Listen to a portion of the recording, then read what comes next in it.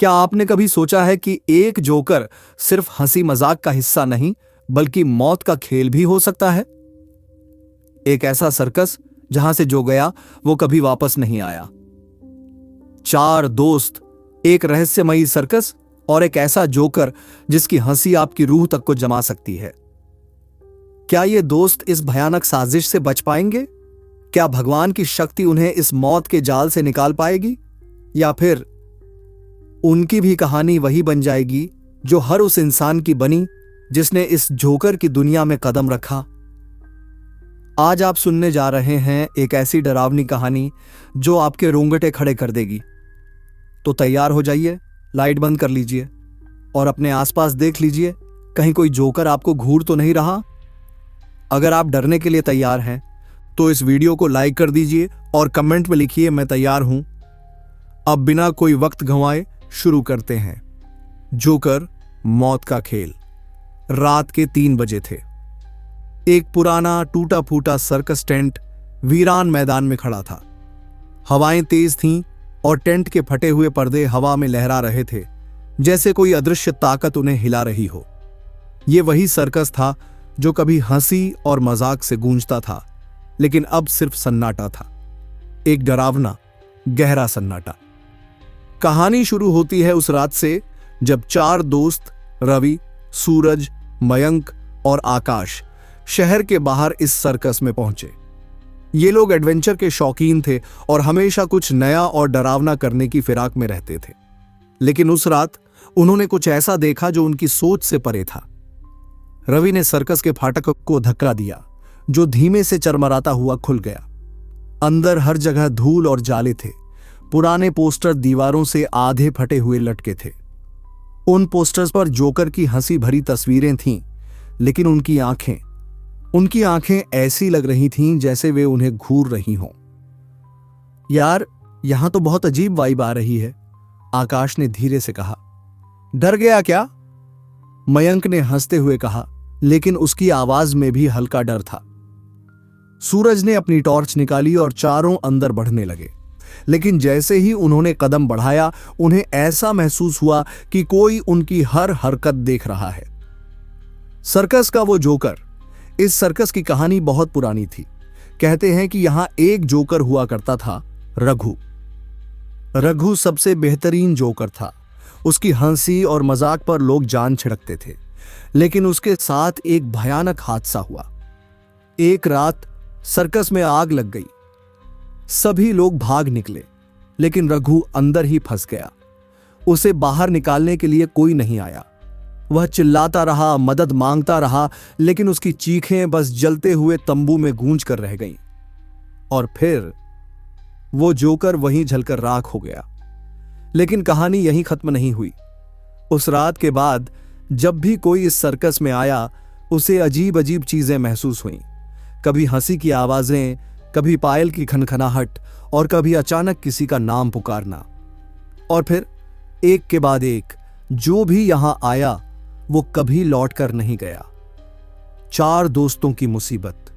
रवि, सूरज, मयंक और आकाश धीरे धीरे सर्कस के अंदर बढ़ रहे थे।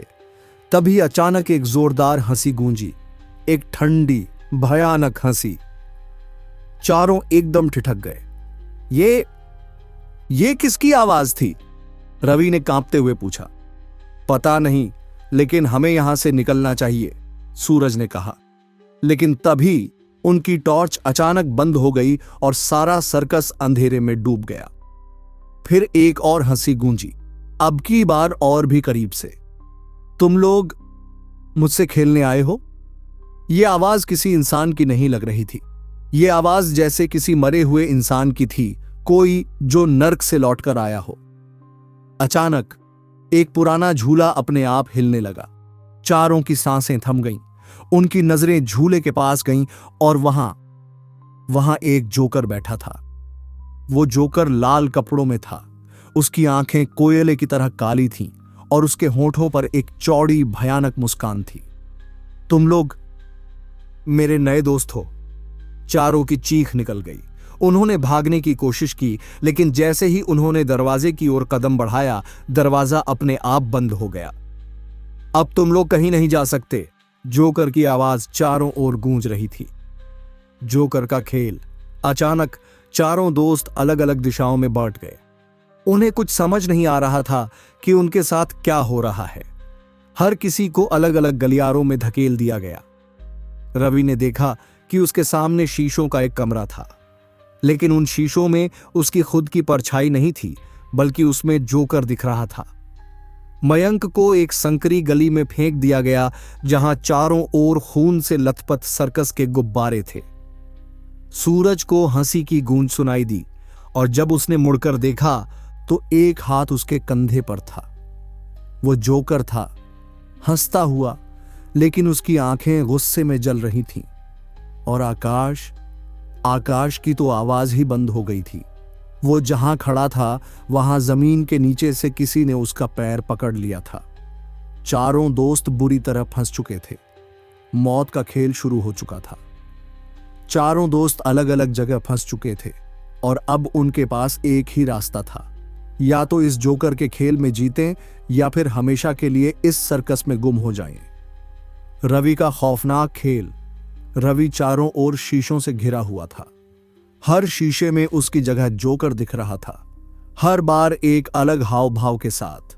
कभी हंसता हुआ, कभी गुस्से में, कभी उदास, और कभी खून से सना हुआ। रवि, उसका नाम किसी ने फुसफुसाया। उसका दिल जोर जोर से धड़कने लगा। उसने इधर उधर देखा, लेकिन वहां कोई नहीं था। तभी शीशों में दिख रहे जोकर एक एक करके मुस्कुराने लगे। धीरे धीरे उनकी मुस्कान चौड़ी होती गई, यहां तक कि उनके होंठ कानों तक खिंच गए। फिर अचानक सभी जोकर जोर से हंस पड़े। रवि ने अपने कान बंद कर लिए, लेकिन हंसी इतनी तेज थी कि उसके दिमाग में गूंजने लगी। फिर एक शीशा टूट गया, और उसमें से वही जोकर बाहर निकला। तुम्हें बचने के लिए खेलना होगा रवि, जोकर ने धीरे से कहा। रवि कांपते हुए बोला, क्या खेल? जोकर ने एक पुराना घिसा पिटा ताश का पत्ता निकाला। अगर सही पत्ता उठाया तो तुम बच जाओगे, लेकिन अगर गलत पत्ता चुना तो। जोकर ने हंसते हुए अपनी उंगलियों से गर्दन काटने का इशारा किया। रवि को लगा जैसे उसकी जान निकलने वाली थी। उसके पास कोई चारा नहीं था। उसने कांपते हाथों से एक पत्ता उठाया। जोकर का इक्का। जोकर की आंखों में चमक आ गई। गलत पत्ता। और तभी रवि के पीछे के सारे शीशे एक साथ टूट गए। शीशों के पीछे कुछ नहीं था, बस एक गहरी अंधेरी खाई। रवि की जमीन उसके पैरों के नीचे से खिसक गई और वह खाई में गिरने लगा। मयंक जिस गली में था वहां चारों तरफ खून से लथपथ गुब्बारे थे, लेकिन ये कोई आम गुब्बारे नहीं थे। उनमें से हर एक पर एक चेहरा बना हुआ था, और वे चेहरे बहुत ही असली लग रहे थे। ये क्या है? मयंक ने धीरे से कहा। तभी उन गुब्बारों में से एक हिला। मयंक पीछे हट गया। फिर दूसरा गुब्बारा हिला, फिर तीसरा, और फिर देखते ही देखते सारे गुब्बारे जमीन से उठकर हवा में तैरने लगे। तुम्हें एक रास्ता खोजना होगा मयंक, जोकर की गूंजती हुई आवाज आई। मयंक ने इधर उधर देखा, लेकिन उसे कोई रास्ता नहीं दिखा। बस वही डरावने गुब्बारे थे जो अब उसकी तरफ बढ़ रहे थे। और फिर एक गुब्बारा अचानक फट गया, लेकिन उसमें से हवा नहीं निकली, बल्कि खून निकला। मयंक चीख पड़ा। गुब्बारे एक एक करके फटने लगे और उनके अंदर से कटे फटे चेहरे बाहर गिरने लगे। वे इंसानी सिर थे, जले हुए, सड़े हुए। मयंक ने भागने की कोशिश की, लेकिन कोई रास्ता नहीं था। तभी उसके सामने एक दरवाजा दिखा। बस इसे खोलो और तुम बच जाओगे, जोकर की आवाज उसके कानों में गूंजी। मयंक ने झट से दरवाजा खोला और अंदर कूद गया, लेकिन जैसे ही उसने दरवाजा पार किया, वह सीधा एक पानी से भरे टैंक में गिरा, और टैंक के अंदर हजारों मरे हुए हाथ उसे पकड़ने की कोशिश कर रहे थे। सूरज और आकाश की आखिरी उम्मीद। सूरज और आकाश अभी भी अपनी अपनी जगह फंसे हुए थे। सूरज को जोकर ने एक छोटे से कमरे में बंद कर दिया था, जहां सिर्फ एक कुर्सी थी। उस कुर्सी पर एक आदमी बैठा था, बिल्कुल चुपचाप। बैठो, जोकर ने कहा। सूरज को समझ नहीं आया कि क्या करे। बैठो, वरना यह आदमी तुम्हारी जगह बैठ जाएगा। जोकर ने धीरे से कहा। सूरज ने घबराते हुए कुर्सी की तरफ कदम बढ़ाया। जैसे ही उसने कुर्सी के पास हाथ रखा, उस आदमी ने अपना सिर घुमाया।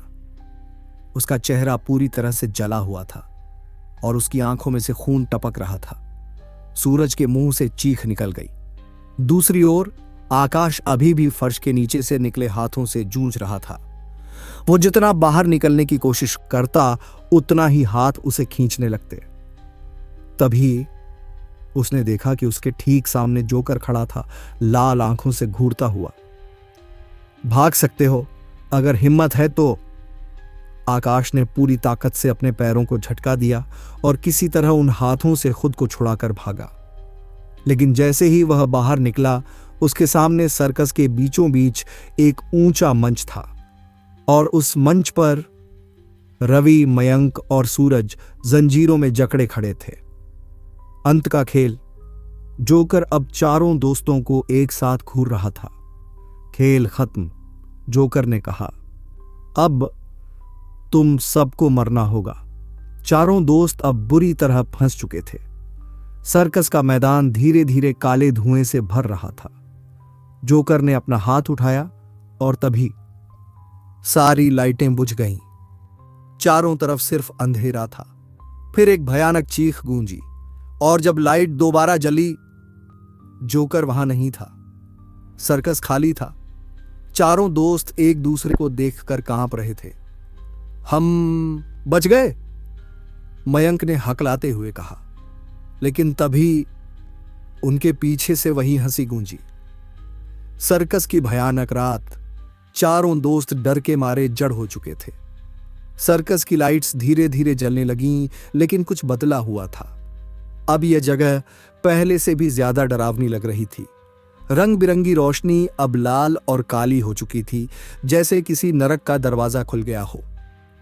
आकाश ने धीरे से कहा, हमें यहां से भागना होगा। मगर उससे पहले कि वे कोई हरकत कर पाते, जमीन अचानक हिलने लगी। सर्कस का पूरा मैदान जैसे किसी और ही दुनिया में जा रहा था। तभी ऊंचाई से किसी के गिरने की आवाज आई। चारों ने ऊपर देखा।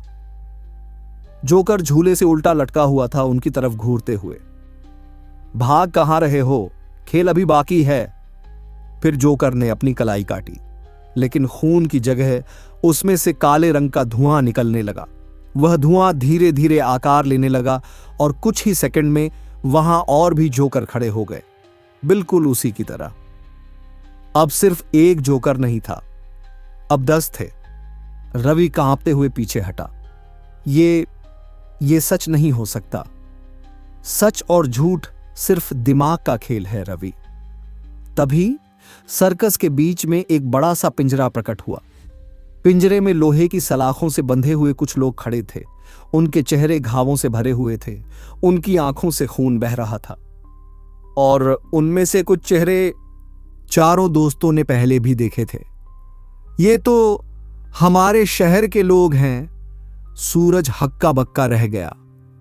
हां, जोकर धीरे धीरे मुस्कुराया, और अब तुम भी इनका हिस्सा बनने वाले हो। तभी पिंजरे के दरवाजे खुले और वे लोग चारों तरफ दौड़ने लगे। उनके हाथ सीधे रवि, मयंक, सूरज और आकाश की तरफ बढ़ रहे थे। भागो! चारों दोस्त एक साथ दौड़ पड़े। मौत का रास्ता। वे सर्कस के बाहर जाने के लिए एक अंधेरे रास्ते में घुस गए। यह रास्ता एक भूल भुलैया की तरह था। हर मोड़ पर खौफनाक परछाइयां थीं, हर दीवार पर अजीब और गरीब चित्र बने हुए थे। कटी फटी लाशों के, जले हुए चेहरों के और उन लोगों के जो शायद इस सर्कस से कभी बाहर नहीं निकल पाए। मयंक ने जल्दी से रास्ता ढूंढने की कोशिश की, लेकिन तभी एक दीवार से जोकर निकला और उसने उसे पकड़ लिया। तुम भाग नहीं सकते। मयंक ने खुद को छुड़ाने की कोशिश की, लेकिन जोकर की पकड़ किसी लोहे की तरह मजबूत थी। तभी आकाश ने पास पड़ी एक लोहे की रॉड उठाई और जोकर के सिर पर दे मारी।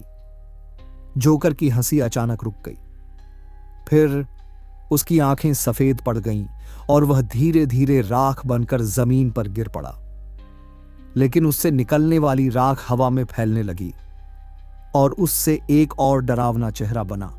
इस बार और भी खौफनाक। मुझे मारने की कोशिश कर रहे हो? अब राख से बनी जोकर की परछाई बढ़ने लगी। अंतिम खेल। रवि, सूरज, मयंक और आकाश अब एक छोटे से कमरे में घुस गए जिसकी दीवारों पर खून से लिखा था, जो यहां आया वह कभी वापस नहीं गया। अचानक जोकर की आवाज चारों ओर गूंजने लगी। एक आखिरी मौका देता हूं, बच सकते हो अगर सही जवाब दो। कमरे के बीच में एक बड़ा सा पहिया था, भाग्य का पहिया। इस पर कई विकल्प लिखे थे, मुक्ति, मृत्यु, भूल भुलैया, सत्य, पिशाच और जोकर की दुनिया।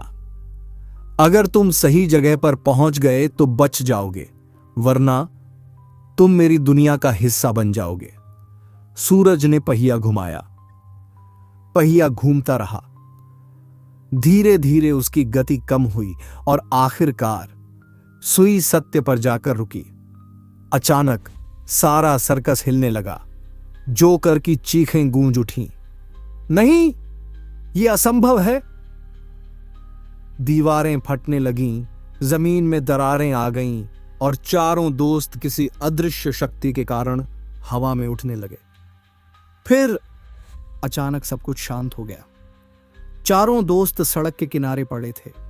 उनके शरीर पर खरोंच के निशान थे, उनकी सांसें तेज थीं और उनके चेहरे पर अब भी डर का साया था। उन्होंने चारों ओर देखा। सर्कस अब वहां नहीं था। उसकी जगह सिर्फ एक वीरान मैदान था जिसमें जली हुई घास और राख बिखरी हुई थी।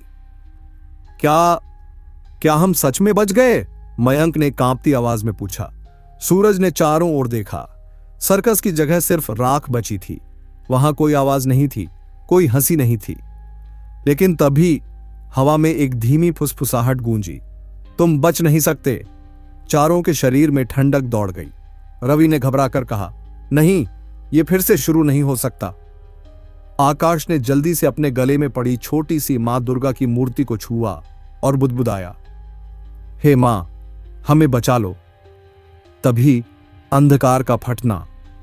जैसे ही आकाश ने प्रार्थना की, हवा तेज हो गई।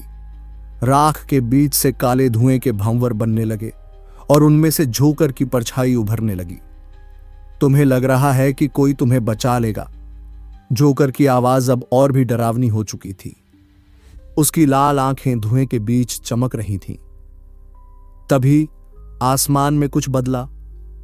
बिजली चमकी और अचानक चारों दोस्त एक अलग ही जगह पहुंच गए। मंदिर का प्रकाश। वे अब एक विशाल मंदिर के अंदर खड़े थे। मंदिर के बीच में एक सुंदर मूर्ति थी, भगवान शिव की। चारों ओर जलते हुए दिए, फूलों की सुगंध और शंख की आवाज गूंज रही थी। जोकर का धुआं भी वहां पहुंच चुका था, लेकिन जैसे ही उसने मंदिर की चौखट पार करने की कोशिश की, एक अदृश्य शक्ति ने उसे रोक दिया। जोकर चीख पड़ा, नहीं, ये शक्ति मेरी नहीं हो सकती। रवि, मयंक, सूरज और आकाश अवाक खड़े थे। तभी भगवान शिव की मूर्ति के पास से एक दिव्य प्रकाश निकला। वह प्रकाश चारों तरफ फैल गया और जोकर की परछाई को जकड़ने लगा। जोकर छटपटाने लगा, नहीं, यह असंभव है। परंतु वह शक्ति इतनी प्रबल थी कि जोकर धीरे धीरे राख में बदलने लगा। उसकी चीखें अब मंद हो रही थीं और कुछ ही क्षणों में वह पूरी तरह से गायब हो गया। सारा अंधकार समाप्त हो गया। चारों दोस्तों के सामने अब वही मंदिर था। एक शांत वातावरण, दिव्य ऊर्जा और अंदर से आती हुई मंत्रों की गूंज। वे समझ चुके थे, जोकर को हराने के लिए किसी इंसानी ताकत की जरूरत नहीं थी। केवल भगवान ही उसे खत्म कर सकते थे। रवि ने हाथ जोड़ लिए, भगवान, आपने हमें बचा लिया। सूरज ने भी आंखें बंद करके कहा, हमने आपको भूलकर बहुत बड़ी गलती की थी, लेकिन आपने हमें नहीं भुलाया। चारों ने मिलकर भगवान शिव और मां दुर्गा को नमन किया। तभी मंदिर के मुख्य द्वार से एक वृद्ध पुजारी अंदर आए। बच्चों, तुम्हें अब डरने की जरूरत नहीं। वह आत्मा अब मुक्त हो गई है। यह स्थान वर्षों से एक अभिशाप से ग्रस्त था और तुम्हारी भक्ति ने इसे समाप्त कर दिया। चारों की आंखों से आंसू बहने लगे। वे समझ चुके थे कि जीवन में सबसे बड़ी शक्ति किसी डरावनी शक्ति से नहीं बल्कि भगवान की भक्ति से मिलती है। वे अब वापस अपने शहर लौट चुके थे। सर्कस का कोई नामो निशान नहीं था, न कोई राख न कोई निशान। लेकिन एक बात जरूर थी, उनके दिलों में अब भी भगवान की शक्ति की अनुभूति थी। आकाश ने धीरे से कहा, शायद हमें हमेशा भगवान के करीब रहना चाहिए। हम जब उनसे दूर हो जाते हैं तभी अंधेरा हमें पकड़ने लगता है। बाकी सब ने सिर हिलाया। अब वे वही चार दोस्त नहीं थे जो पहले थे। अब वे भगवान की शक्ति और कृपा में विश्वास करने वाले चार भक्त बन चुके थे। तो क्या आपने सोचा था कि इस कहानी का अंत ऐसा होगा? क्या सच में भगवान की शक्ति ने इस जोकर को खत्म कर दिया, या फिर वो अब भी कहीं छिपा हुआ है किसी और को अपना शिकार बनाने के लिए? अगर आपको ये कहानी पसंद आई तो वीडियो को लाइक करें। इस भूतिया कहानी पर आपका क्या कहना है नीचे कमेंट करके जरूर बताइए। और अगर आप ऐसी ही और भी खौफनाक कहानियां सुनना चाहते हैं तो चैनल को सब्सक्राइब कर लें और बेल आइकन दबाएं, ताकि अगली बार जब कोई नई डरावनी स्टोरी आए तो आपको सबसे पहले पता चले। इस वीडियो को अपने दोस्तों के साथ शेयर करें। लेकिन याद रखिए, जब भी कोई डरावनी कहानी सुने तो अकेले मत रहें। कहीं कोई आपको देख तो नहीं रहा? अब मिलेंगे अगली भयानक कहानी के साथ। तब तक के लिए अंधेरे से दूर रहिए।